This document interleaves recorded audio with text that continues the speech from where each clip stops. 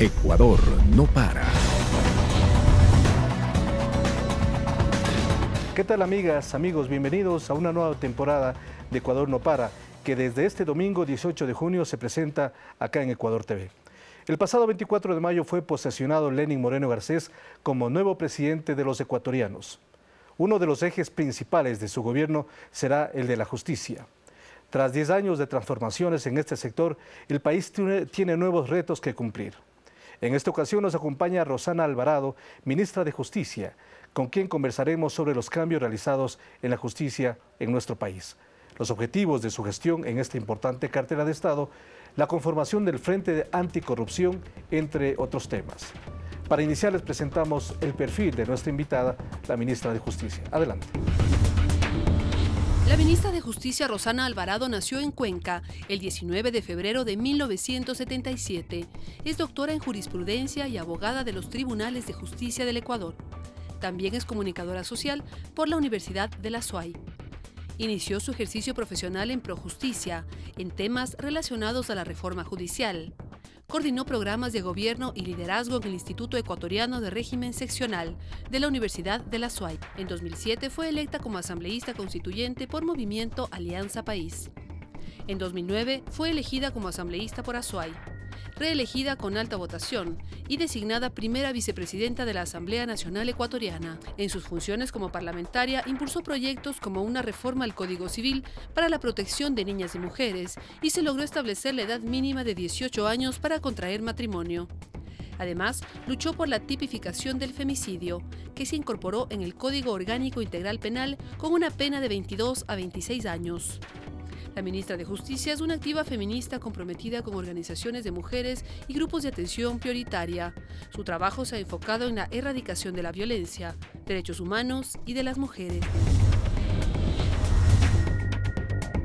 Ministra, gracias por estar acá con nosotros en Ecuador no para. Bienvenida. Gracias, Marco Antonio. Encantada de poder ser parte de este programa.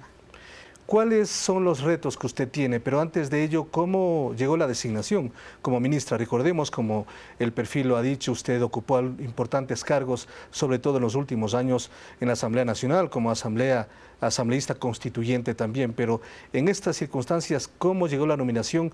¿Cuál fue su impresión de lo que significa ser ministra de Justicia? Bueno, es un privilegio, te digo, ser parte, estar encargada, estar al frente del Ministerio de Justicia, Derechos Humanos y Cultos. Me parece que de entre todos los ministerios, ninguno tiene un nombre tan sublime como este. Imagínate lo que es el Ministerio de Justicia.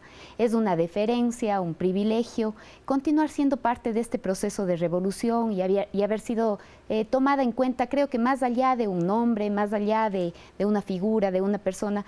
Yo tenía alguna trayectoria a nivel de legislativo, como mencionabas, fui parte de la Asamblea Constituyente de Montecristi, creo que uno de los momentos más emocionantes de mi vida, ¿sí? de mi propio caminar. Porque ahí se transformó el país. Se transformó el país, el gran pacto social que nos dimos, que estaba y está a la altura del Ecuador. Le dimos al pueblo del Ecuador la Constitución que merecía y que le había sido negada por décadas, por siglos, ¿verdad?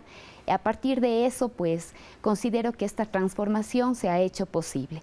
Después, 2 periodos en la Asamblea Nacional, pero como decía, más allá del nombre y de la figura, creo que mi designación o mi encargo al frente del Ministerio de Justicia es un reconocimiento a las causas y a las luchas que hemos dado las mujeres en diferentes momentos de la historia del Ecuador.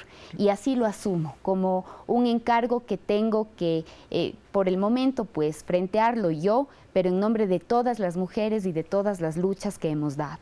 Y la Asamblea Nacional contribuyó para lo que significa todo este cambio y transformación en el sistema de justicia ecuatoriana. Pero ¿cómo analiza usted la actual situación de la justicia en el Ecuador? Existen algunos comentarios positivos, también negativos. ¿Cuál es su evaluación? Bueno, yo considero que si es que ponemos, como siempre digo, todo en la balanza, es indiscutible una transformación positiva, ¿sí?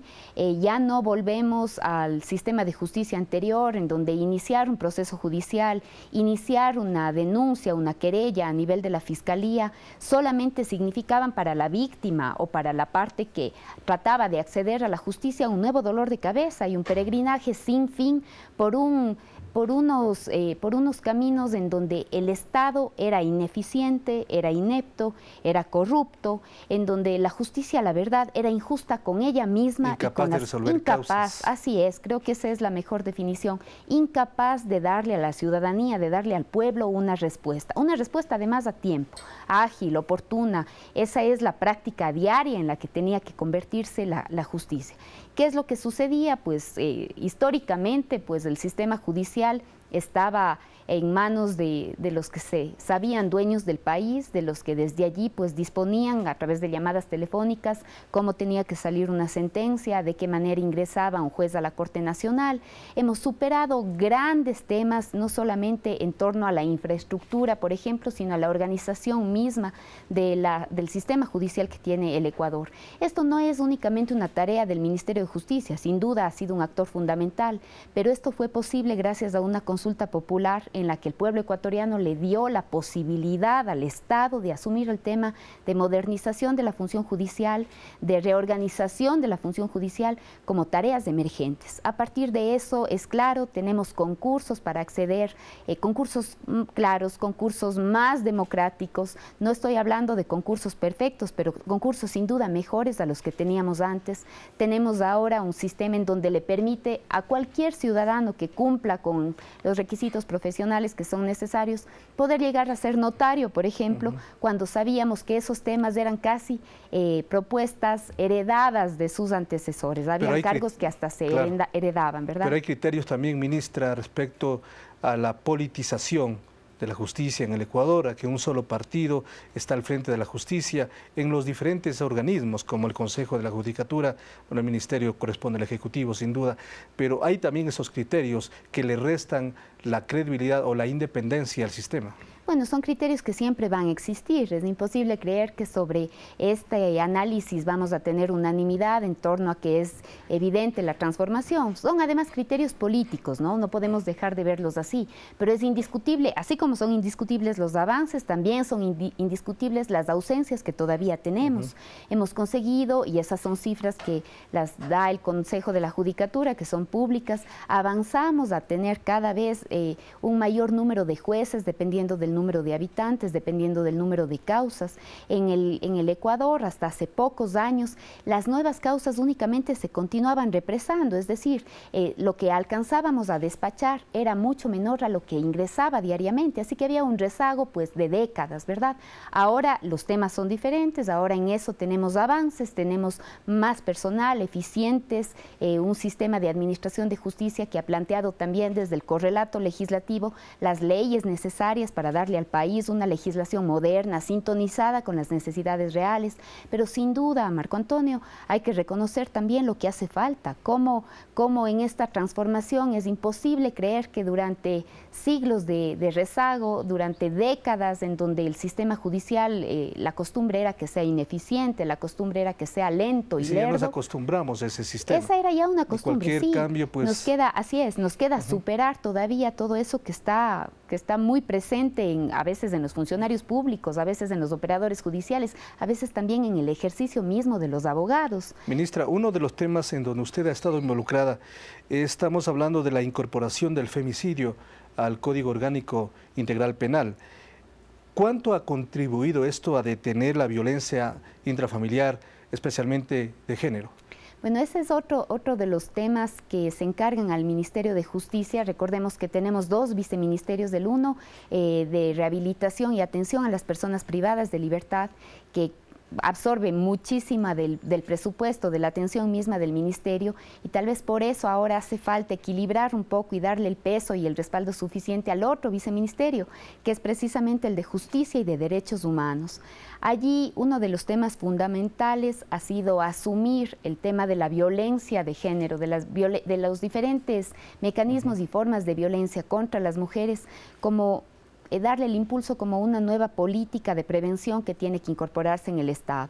El presidente Lenín Moreno en su posesión dijo que nos iba a ayudar a gritar a las mujeres el ni una menos, precisamente porque sobre femicidios Creemos que la sociedad tiene que ser más sincera y tiene que ser más franca cuando asume la discusión y el debate sobre las violencias que todavía enfrentamos en el Ecuador y en la región, en el mundo, el flagelo que enfrentamos las mujeres, que es el de la violencia. Muchos actores se opusieron a la tipificación del femicidio como delito. Decían que es suficiente hablar de asesinato. Nosotros creíamos que no, que era importante, dada la historia de las mujeres, dada la sociedad patriarcal que sigue dominando a las mujeres, que sigue tratándoles como menos, en una sociedad que no es equitativa, se hacía indispensable identificar lo que sucede al final de la escalada de violencia y que es precisamente el crimen de muerte, la muerte a una mujer, porque es mujer, por esa sola razón, porque hay una parte de la sociedad que no está acostumbrada a aceptar, que no quiere aceptar cuál es la situación de violencia que vulnera todos los días los derechos humanos de las mujeres. Ministra, otro tema que es importante, el sistema carcelario, las personas privadas de libertad.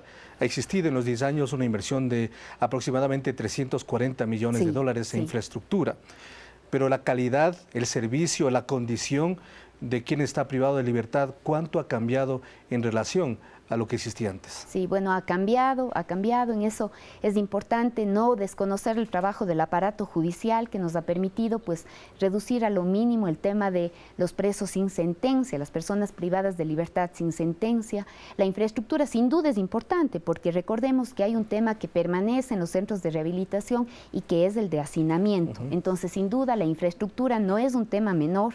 Ayuda en este problema tan complejo de la rehabilitación social, ayuda a tener alternativas. Hemos avanzado con la construcción de centros de rehabilitación regionales que son importantísimos, pero además la capacitación adentro, tanto para los agentes de seguridad penitenciaria, que por fin los hemos incorporado a través del Código de Entidades de Seguridad, como también para la inclusión y la reinserción de las mismas personas privadas de libertad, te da cuenta de otro modelo que tiene que actualizarse. La propuesta fue hecha antes del Código Orgánico Integral Penal, ahora necesitamos actualizarla, reconocer algunos protocolos, asumir los temas de hacinamiento, los temas de seguridad como prioritarios, porque creo que tenemos que ser francos en este debate y reconocer todavía las ausencias, pero sin duda en el sistema de rehabilitación hemos conseguido a nivel internacional algunos reconocimientos. Es decir, trabajar mucho en los ejes educativo, laboral, cultural, deportivo, de salud, que son adherentes a esta rehabilitación de las personas privadas de libertad. Si es que hablamos, porque además desde este gobierno la política de rehabilitación y de reinserción cobraron fuerza. Hemos dejado atrás esos modelos de tanta represión, de tanta represión como los que antes se habían instalado en el sistema penitenciario del Ecuador y los hemos cambiado por sistemas de rehabilitación y reinserción. ¿Es suficiente el tiempo transcurrido? No, no es suficiente. Sigue habiendo ausencias y, como decíamos, son ausencias todavía evidentes. ¿Sí? Y vamos a ver qué opina la ciudadanía. Justamente con este Vox Populi hemos conversado con algunos actores ciudadanos que opinan sobre el sistema carcelario y la atención a las personas privadas de libertad. Después de ello hacemos una pausa y retornamos con ustedes. Estamos con la ministra de Justicia, Rosana Alvarado. Adelante. Para este programa preguntamos en las calles de Quito a algunos ciudadanos: ¿usted cree que han existido cambios en el sistema carcelario del país? Veamos algunos criterios. Sí, porque incluso le cambiaron al penal García Moreno a otro lado y es mejor porque es menos peligroso y eso asegura a la sociedad. Sí, me parece que sí, porque antes vivían en malas condiciones, entonces me parece que está bien esa parte. No, una cosa es que exista infraestructura, otra cosa es que exista trabajo con las personas que están en las cárceles y eso es un tema social bastante complejo y creo que no ha existido un trabajo adecuado en ese tema. Claro, en respecto a antes como estaba el penal García Moreno, creo que sí, porque las condiciones creo que eran inhumanas. Ahora, según he visto, el último enlace que hubo, he visto que hay una cárcel y está bastante bien equipada y creo que sí, se respeta bastante los derechos humanos. A nivel de infraestructura se ha cambiado, pero de ahí es parte de la justicia que no está bien, ¿no? Todavía hay falencias en ese aspecto. ¿En qué sentido? Porque todavía los juicios se demoran y hay injusticia también. Realmente creo que debería haber más rehabilitación social, en el punto, digamos, tratar con cada uno individualmente, con uno de los carcelarios, a qué motivo les llevó para que estén ahí prácticamente. Porque si es que estamos hablando un poco del sistema judicial, creo que, bueno, no critico porque no sé mucho del tema. Yo me voy más por mi carrera, como soy psicólogo. Ya volvemos.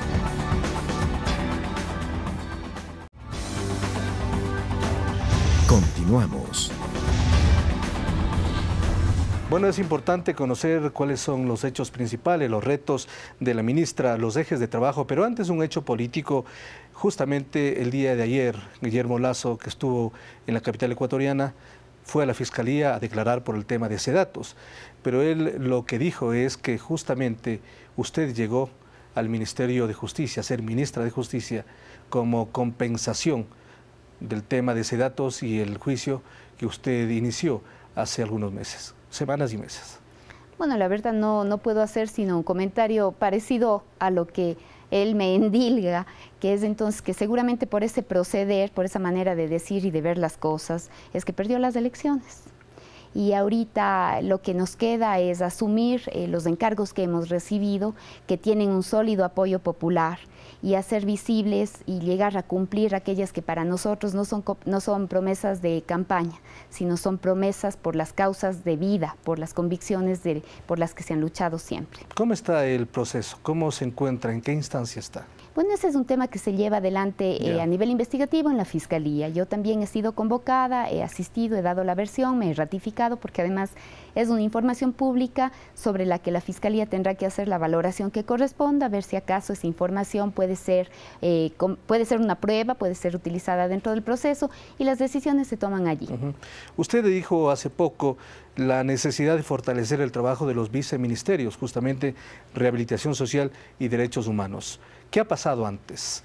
¿Cuál ha tenido mayor protagonismo? ¿Por qué no tenían la misma fuerza estos viceministerios? Sí, es que como había comentado, el tema de rehabilitación social es tan complejo, ¿sí? Es desafiante, sin duda es desafiante, y creo que en medio de los cansancios, de las preocupaciones que uno va acumulando todos los días, también se siguen alimentando los desafíos, Marco Antonio. Creo que no dejo de reconocer que me gusta estar en una tarea de tan alto desafío, ¿sí? De tan alto compromiso. ¿Qué es lo que sucedía? Y la verdad es que también hay una justificación. El Viceministerio de Rehabilitación es como tiene tal vez más fuerza en el sentido de que absorbe la mayor parte de los temas complejos que son los de rehabilitación y reinserción. Atención a personas privadas de libertad, conocer cómo está el tema de los traslados, del cambio de regímenes, la aplicación ahora mismo de un indulto presidencial. Todo eso está atado o es parte importantísima de ese viceministerio. Pero también hay otro al que hay que alimentar el impacto y darle todavía más fortalezas. Es el Viceministerio de Justicia. Que están allí todos los casos emblemáticos para el país, todos los casos sobre los cuales naturalmente el Ministerio solamente puede hacer seguimiento, puede estar pendiente de que las etapas procesales no estén demoradas, de que haya una respuesta, de que los procesos sigan caminando.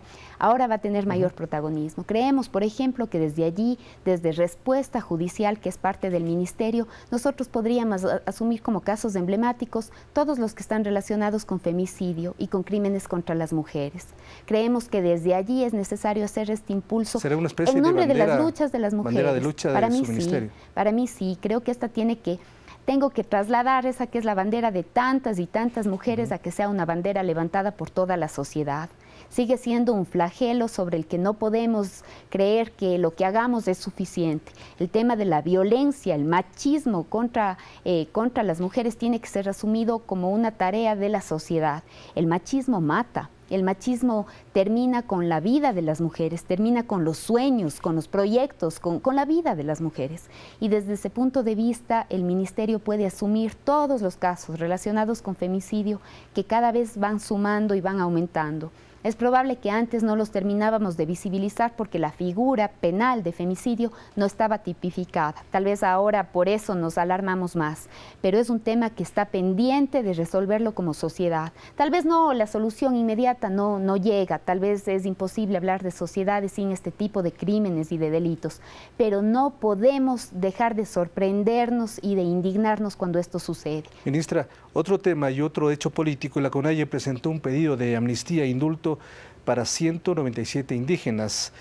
Este pedido hecho por la CONAIE a la Asamblea, a la Secretaría de la Política, al Ministerio de Justicia, ¿qué trámite tiene? Porque la CONAIE ya dio un plazo, incluso hasta fin de mes. Si no hay una respuesta en bloque, ellos tomarán otro tipo de acciones y medidas. A ver, más que plazos, nosotros hemos avanzado en el diálogo, ¿sí?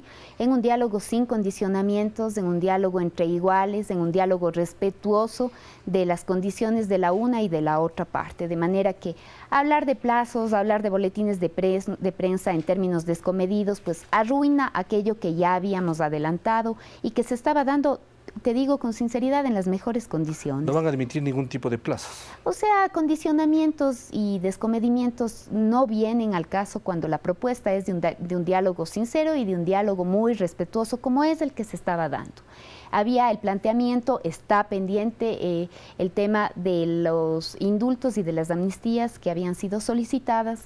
Recordemos, la amnistía es una medida legislativa, de manera que sobre eso pues el Ejecutivo no puede sino tal vez llegar a solicitar en algún momento, pero a nivel de la otra medida que es el de los indultos, hemos estado dando pasos importantes. Precisamente el presidente Lenín Moreno dictó ya a través de un indulto presidencial, la persona beneficiaria ha podido ya ser liberada, esto ya sucedió, de manera que ese es un resultado de estos diálogos, de estas conversaciones sobre las cuales hace falta un replanteo no solamente en torno a quiénes serían los beneficiarios, sino en torno a los acercamientos que yo creo aún posibles con diferentes colectivos y con diferentes organizaciones con las que nos siguen uniendo algunas causas y bueno, seguramente habrá puntos inflexibles, habrá puntos sobre los cuales no podemos llegar a acuerdos, pero sin duda hay que rescatar los mayores, que son en donde estamos de acuerdo, en donde queremos seguir impulsando estas transformaciones y estas que son causas y convicciones que nos hicieron en algún momento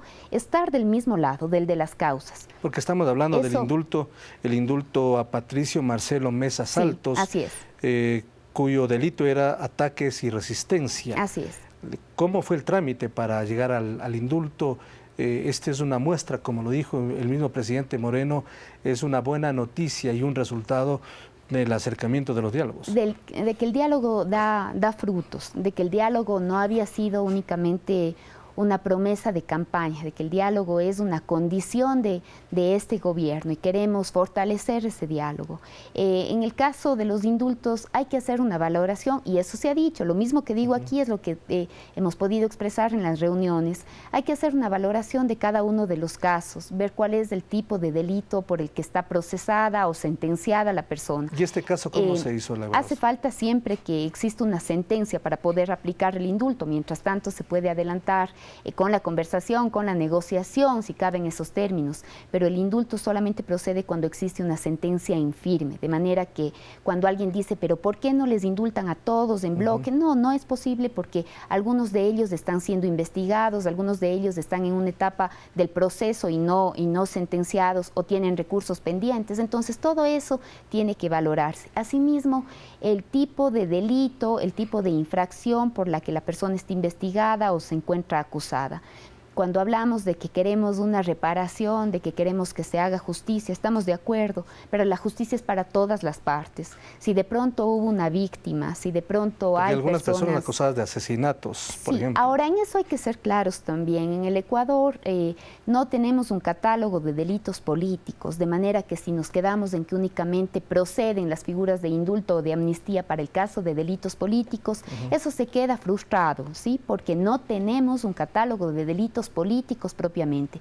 Lo que se ha estilado, inclusive como antecedentes en Montecristi, es revisar los casos, ver si es que efectivamente ha habido algún tipo de desproporción, de exageración, si de pronto ha habido casos de persecución. Esas fueron valoraciones en Montecristi, las condiciones allí eran diferentes, pero después de eso se conseguía pues una decisión que es política, que no es un derecho de la persona, sino más bien es un beneficio que puede o no puede obtener porque son decisiones de carácter más político. Allí se veía si procedía o no la figura.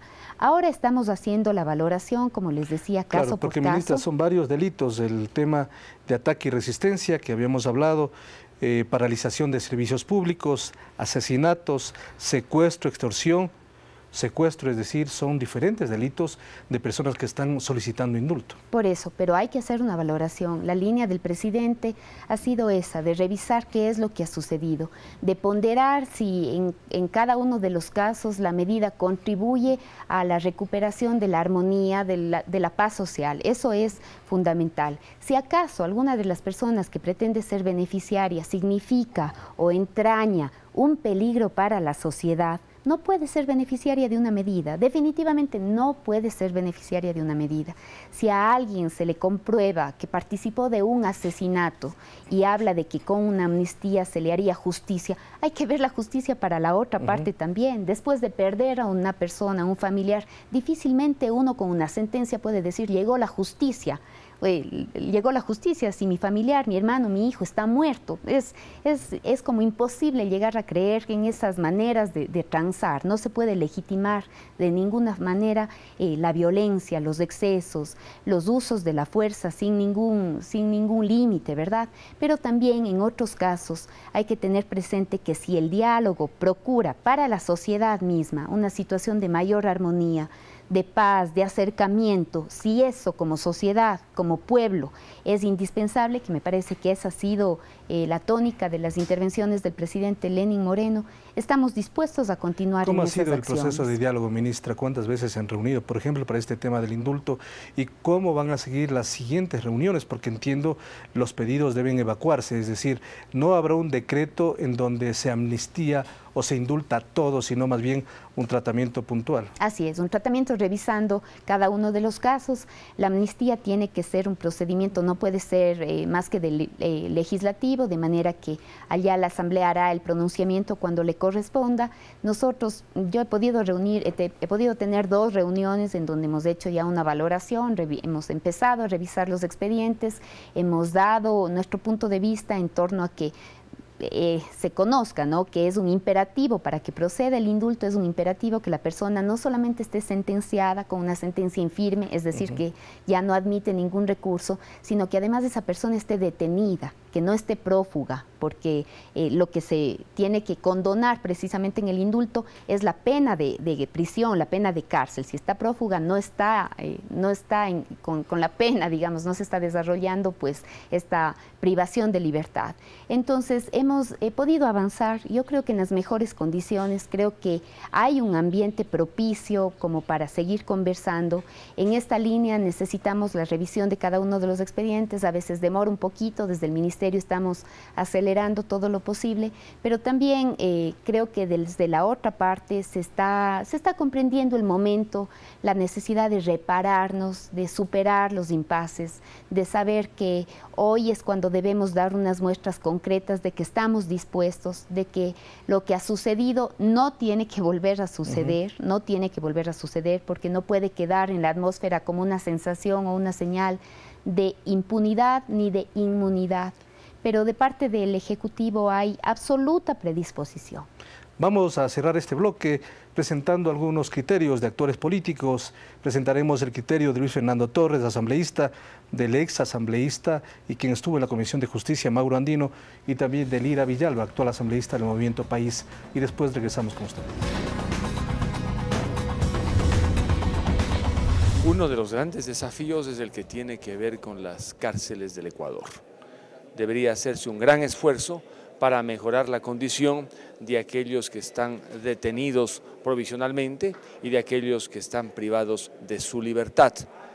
En ciertos lugares las situaciones son dramáticas y vergonzosas. La ministra de Justicia mucho podría hacer entonces para mejorar las condiciones de todos los centros de detención y del CDP en la ciudad de Quito. Es un lugar en el que se violan los derechos humanos por la situación gravísima en la que se encuentran este tipo de detenidos. Considero que la señora ministra tiene grandes desafíos, entre ellos una preocupación. En los actuales momentos existen aproximadamente 30.000 personas privadas de la libertad en los centros de rehabilitación social del país. Muchos de ellos ya han cumplido el 60% de la pena impuesta. En consecuencia, ¿qué hacer para mejorar los procesos administrativos internos y lograr que la comisión que se encuentra a cargo del Ministerio de Justicia pueda garantizar que las personas privadas de la libertad se acojan al régimen semiabierto conforme establece el Código Orgánico Integral Penal y el reglamento respectivo? Bueno, indudablemente desde el enfoque de derechos, que es lo que le corresponde a la ministra Rosana Alvarado, se pueden hacer muchas cosas, no solamente en el tema de los femicidios, sino en general en el combate a la violencia. Cada vez vivimos sociedades más inmersas en actos de violencia y frente a eso la prevención es fundamental, pero no solamente la prevención mediática, la prevención que se haga en campañas eventuales, sino una prevención que tenga que ver o esté ligada directamente al sistema educativo. Ya volvemos.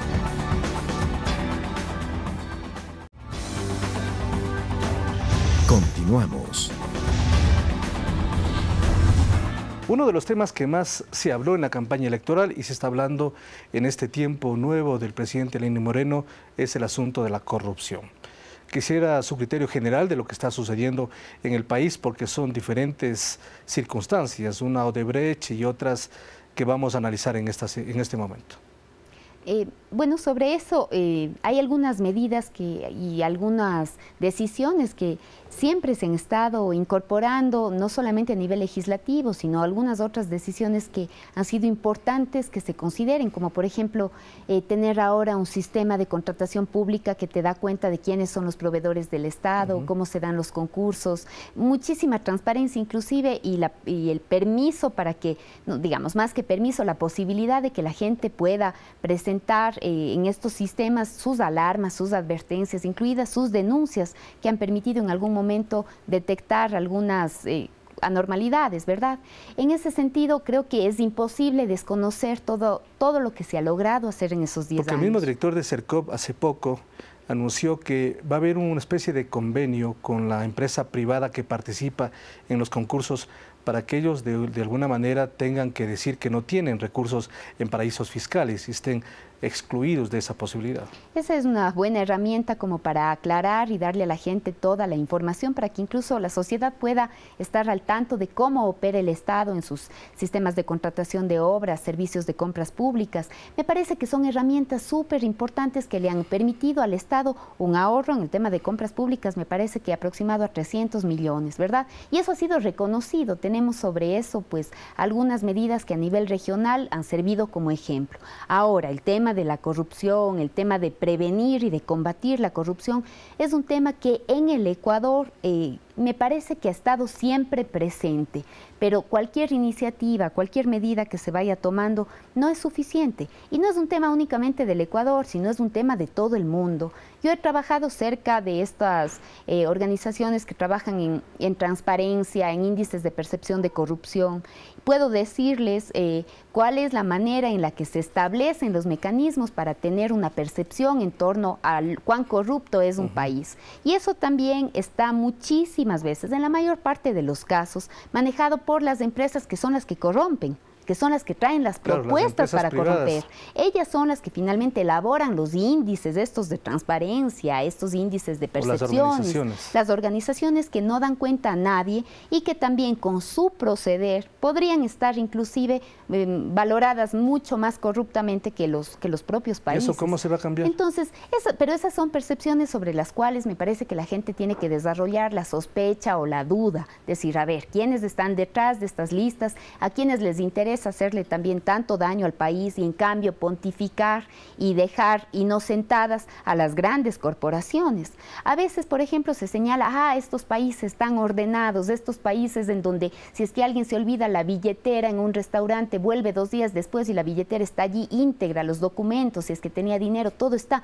Qué lindo, qué bien. Pero esos mismos países son los constituidos en paraísos fiscales, en donde se consagra la opacidad, la falta de transparencia, en donde se reciben inclusive, y lo sabemos y se ha denunciado, dineros provenientes hasta del crimen organizado. Claro, y la mayor cantidad de recursos, según un análisis que salió el día de hoy en un periódico español, está en América Latina. Los grandes recursos de paraísos fiscales están en América Latina mucho más que en Estados Unidos y que en Europa. Habrá que revisar algunos en Estados Unidos, por ejemplo, en Delaware, tienes grandes paraísos en Europa, tienes paraísos fiscales en el Caribe, tienes paraísos fiscales que le roban al pueblo ecuatoriano, en este caso, su propio futuro. No es comprensible, no es lógico que casi la misma cantidad de lo que significa el presupuesto general del Estado ecuatoriano por un año, la misma cantidad permanezca guardado, engordando bancos de paraísos fiscales. Esa es la gran hipocresía de estos que a veces se consideran países con derecho a hacerles observaciones a los países más pequeños como el Ecuador, a economías en crecimiento como la ecuatoriana, pero que no dicen que a cambio lo que reciben son recursos que precisamente provienen de países con esa necesidad de sus dólares trabajados en el propio Ecuador y que engordan estos paraísos. No pagan impuestos, son irresponsables con sus trabajadores, son irresponsables con el Estado. Sobre ellos no existe mucha claridad de cómo crecieron las fortunas que terminan refugiándose en paraísos fiscales. Entonces la corrupción tampoco puede ser vista únicamente como un tema de lo público, que está presente en lo público, que el que puede ser acusado es solamente el funcionario público. No, la corrupción existe con la sociedad. Aquí tiene un papel súper importante la empresa privada, sin duda, cómo funcionan estas grandes empresas. Del escándalo de Odebrecht, lo que nos deja ver es como una empresa emblema de Brasil es hoy la corruptora. Entonces, vamos a tratar el tema en la parte final, pero antes de eso, el presidente Lenín Moreno hace algunas semanas hizo el anuncio de la creación de un frente anticorrupción, en donde usted es partícipe como ministra de Justicia. Veamos cuál fue el criterio del presidente Lenín Moreno para la formación de este frente anticorrupción. Una de ellas, en el momento actual, es la causa por la transparencia, la causa por un país limpio, la causa por erradicar la corrupción de antes, de ahora, inclusive la que podría venir, la corrupción de adentro y de afuera, enmarcados dentro de aquella propuesta que hiciera en el cambio de mando, de hacer una cirugía mayor a la corrupción, la de antes, la de ahora y la que podría surgir. Sería un iluso, verdaderamente sí pensaría que no van a venir actos de corrupción, pero sin duda alguna la presencia del frente, la presencia de esa normativa, la presencia de la transparencia, la presencia de la ayuda de las funciones de control, de justicia y de control, sin duda alguna van a ser un óbice para que se hagan actos de corrupción. Por eso vamos a cambiar la normativa y si es necesario vamos a cambiar las leyes, los reglamentos, las costumbres, los hábitos que en más de una ocasión llevan a las personas a inmiscuirse en actos de corrupción.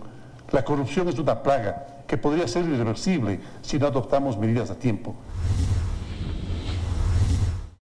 Bueno, ministra, ¿cómo asimiló ser parte de este frente? ¿Cuáles son los pasos que se han dado? Ya tuvieron algunas reuniones. ¿Cómo marcha este frente anticorrupción? Sí, bueno, para mí es un honor, yo me sentí honrada cuando recibí ese que es un gesto inmenso de confianza del presidente, ¿sí? Y quiero estar a la altura de ese gesto de confianza, estar a la altura de esta que es una designación que la asumo muy orgullosa, pero también creo que con toda la modestia del caso. Hemos hecho, ya está constituido el frente, tuvimos una reunión de trabajo, nos estamos reuniendo todos los lunes, tenemos que presentarle, estamos en la cuenta regresiva, nos quedan apenas 15 días para presentarle al presidente una propuesta que estructure un sistema de prevención de corrupción. No te digo que estemos empezando de cero, no, precisamente estamos haciendo una valoración de todo lo que se ha podido hacer, de la existencia de un plan mismo anticorrupción, un plan de transparencia. ¿Qué campos abarca? Y lo que necesita es seguir involucrando a más actores. Por eso es importante la constitución de este frente. Está la empresa privada, están las universidades. Nos parece que la tarea académica, educativa, es fundamental si es que queremos una sociedad que tenga más en cuenta el daño, el perjuicio social que causa la corrupción. Están también gestores, actores culturales, están diferentes actores que en este momento nos están ayudando a articular una estrategia, no a convertirle al frente en una comisaría, porque nosotros no tenemos facultad investigativa, los órganos regulares siguen siendo la Fiscalía. Ni tampoco sancionador. No podemos sancionar, no, pero me parece que es importante esta señal de haber implementado un mecanismo nacional, una estrategia nacional. En esa línea es que estamos actuando, como te digo, valorando lo que se ha hecho y lo que se puede mejorar, involucrando a diferentes sectores, porque no es un tema de lo público y lo privado queda santificado, es un tema de la sociedad, en donde todos los actores son susceptibles a cometer estos actos cuestionados, estos actos que dejan algunas sospechas, estos actos que en algunos casos pues son corruptos evidentemente o corruptores.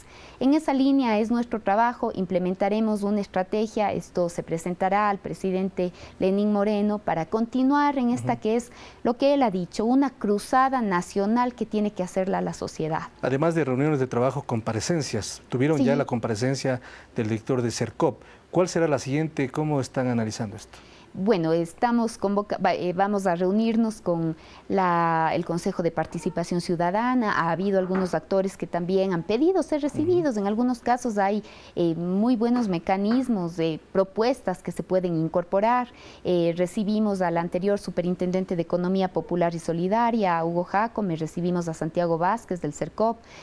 Importantes los criterios, el trabajo desarrollado, la estrategia que se ha ido proponiendo y tendríamos que, continuar mientras nos dé el tiempo, pues procurar unos resultados, ¿no? Unos resultados que permitan que esta estrategia tenga éxito. Varios momentos de Odebrecht, el último, una boletín de prensa de la empresa llamada corrupta y corruptora, además, que pide disculpas al pueblo ecuatoriano y que quiere seguir trabajando en el país. Bueno, esos, ¿cómo te puedo decir? A veces las empresas están acostumbradas a la impunidad. Me parece, dado el poder, dada la magnitud de cada una de sus acciones, pues creen que la impunidad viene de contado, como se dice, con cada una de sus prácticas. Aquí no ha sido así, a buena hora que ha sido un escándalo regional, Marco Antonio, porque no, cuidado con creer que es en el Ecuador donde... O solamente en los 10 años del gobierno de la Revolución o que Ciudadana. Es en los últimos años, porque eso tenía sin duda pues una fijación en contra del gobierno de la Revolución Ciudadana. Procuraban manchar, ensuciar, hacer de algo que ha sido aislado, no es menor, no es un caso pequeño, pero es un caso, han tratado del caso convertirle en la regla general, cuando no es así. Y a veces la gente pues se deja seducir por este discurso de que nosotros les estamos diciendo dónde estaban las irregularidades y este gobierno dejaba pasar. No es así. Recién desde ahora podemos conocer información que sabíamos iba a salir en el mes de junio. Antes no era posible porque no tenemos esos alcances de decir en qué Además, momento esperar a las elecciones. Claro, no, este es un tema judicializado y precisamente por eso hay inclusive que tener las cautelas y las precauciones necesarias. Ahora esto continúa en investigación, sabemos además que esta participación de los delatores es en procura de sanciones menores, ¿sí? Que esa fue la propuesta con la cual pues se empezó a trabajar en Estados Unidos y en Brasil. Voy a decir lo que sé, pero ustedes sanciónenme con menos severidad. Así es como se está dando. Las delaciones premiadas. Así es. Algunos países, naturalmente en uso de sus atribuciones, su soberanía, su autodeterminación y también de acuerdo a lo que les permite la ley, consiguieron dejarles a estas empresas impunes, consiguieron dejarles a las empresas con todas las posibilidades de volver a contratar con el Estado. Otras podremos tomar unas medidas como más fuertes, más severas, pero también esperando que sea el Estado el que sea resarcido, ¿sí? El y lo que último, no siga justamente siendo burlado. En ese sentido, el director del SRI en las últimas horas sostuvo que al menos Odebrecht debería devolver al Estado ecuatoriano 200 millones de dólares aproximadamente. Tiene que ser más elevado de aquello con lo que perjudicó al Estado ecuatoriano, con lo que pretendió burlarse al Estado ecuatoriano.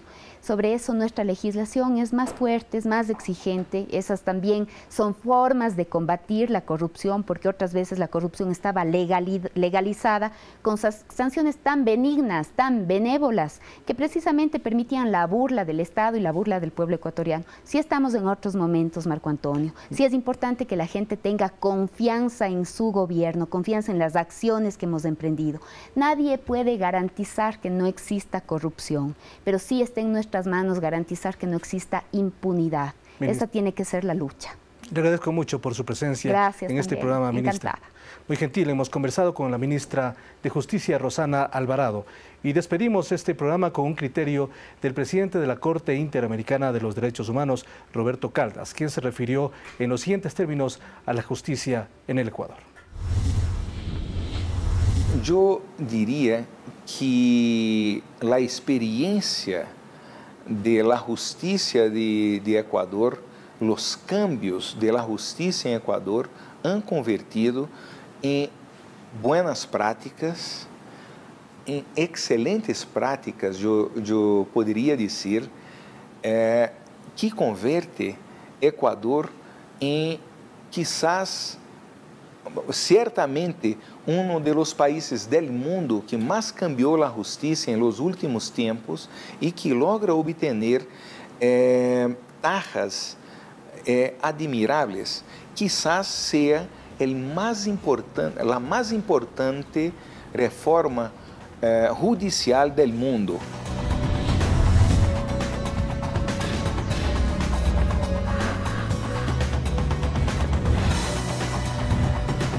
Ecuador no para.